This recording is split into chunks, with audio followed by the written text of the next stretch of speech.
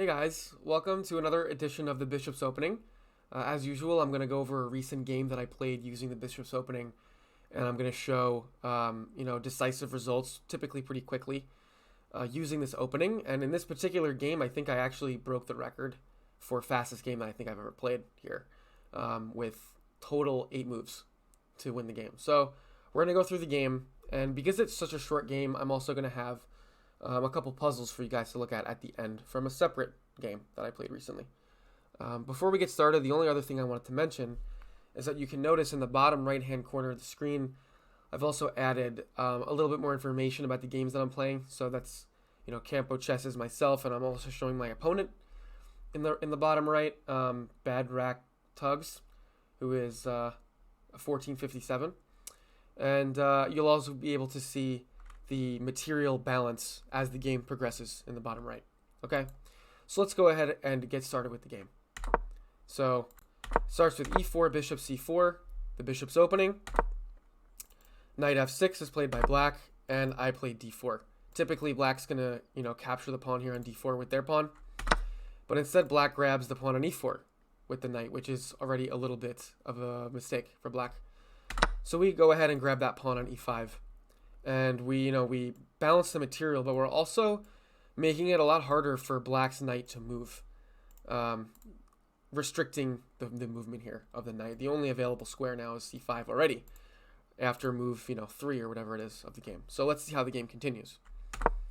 Okay, black plays bishop to c5, and we can already kind of see what black is planning to do here.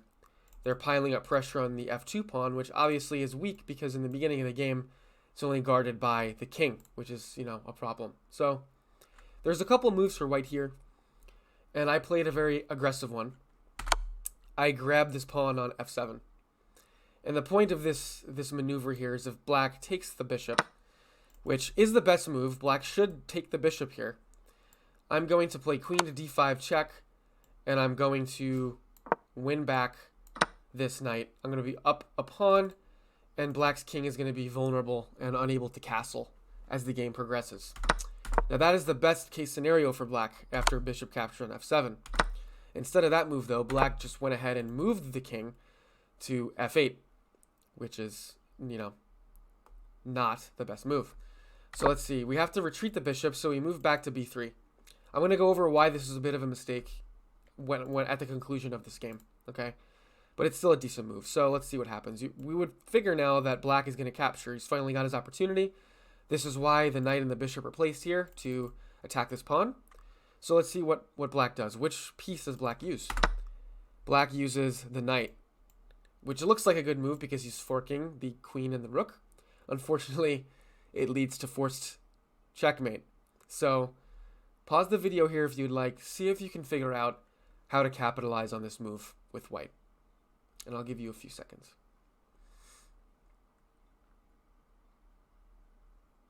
Okay, so the best move and the move that I played was queen to f3 check.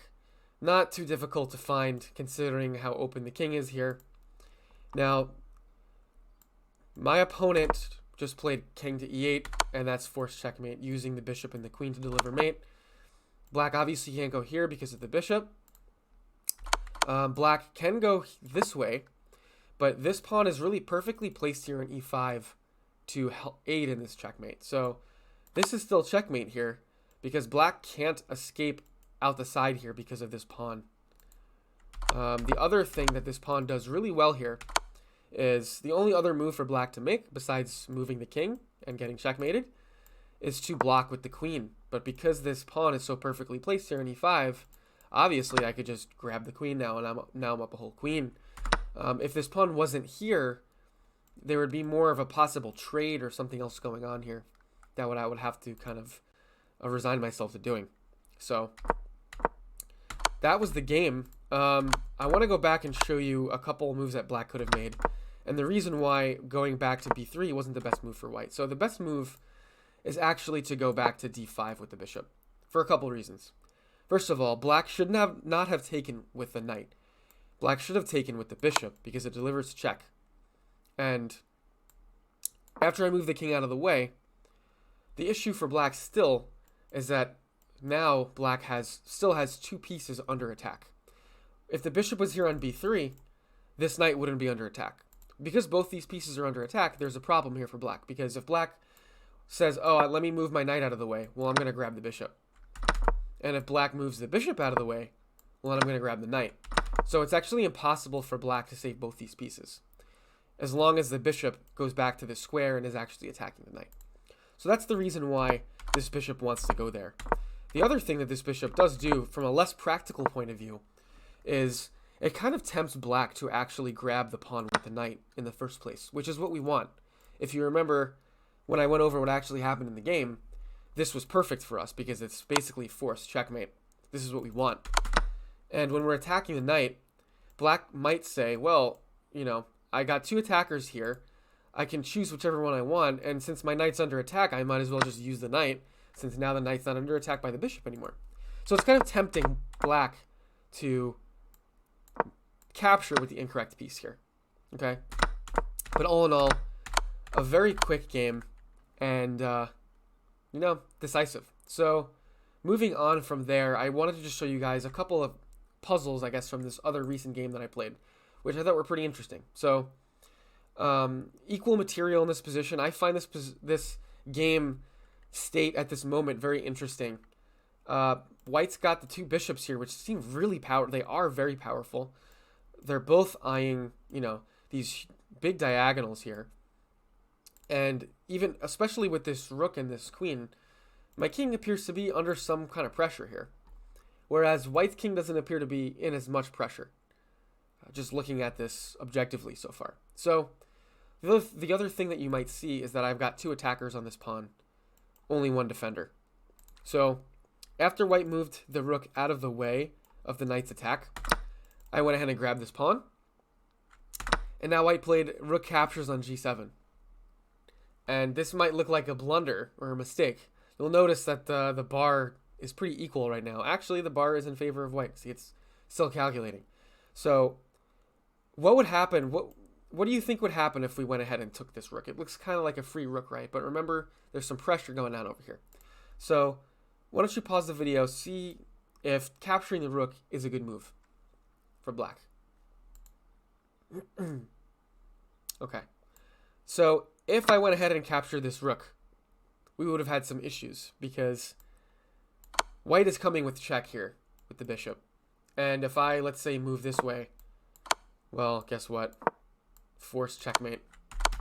I think there are some possibilities for going here. Let's see, what is the engine likes bishop captures on g5. No, that can't be right. Oh, no, not bishop captures, just bishop moves out of the way. Yeah, okay, that's perfect. Because you're opening up the check on the king, and you're going to win the queen on the next move. So we cannot take the rook, okay? So there's one good move for black here, only one, that continues the game, basically. And I'll let you guys pause the video and think about it. What move should black play here, not capturing the rook? There's one move that accomplishes a couple things at once. It wins a little bit of material, it's a good defensive move, and it's also potentially a good offensive move. So give it a couple seconds and pause the video, and I'll show you guys in a minute. Okay. So the only good move here for black is to capture this pawn on d4.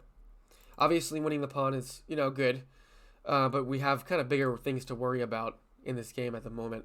You'll notice that it is defending, or not defending, attacking white's rook here. So white has to respond to that. And it's also got another potential attacking, you know, possibility here, which I won't spoil yet. So let's see what white does. White notices that I'm attacking the rook, and white plays bishop captures on h6. If they played queen captures, I could just trade here. So I have no problem with trading here because I'm winning the material. So white played the correct move in terms of defending this, which is bishop to h6. He's also, you know, uncovering an x-rayed check here.